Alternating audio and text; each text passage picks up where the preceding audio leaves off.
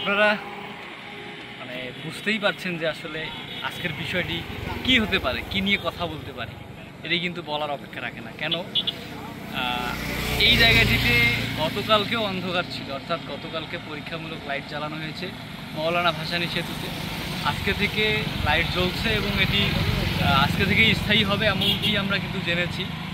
অর্থাৎ এই যে আমরা কিন্তু প্রায় দিন এখানে রাত্রে 11টার পর এসেছি, অন্ধকার ছিল, মানুষের আনাগোনা খুবই কম ছিল।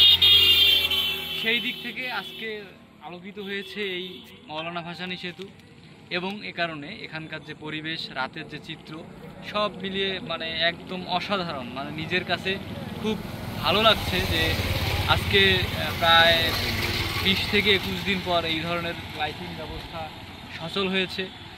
সেক্ষেত্রে মানে আমরা খুবই আনন্দিত, একটি ভালো লাগা কাজ করছে।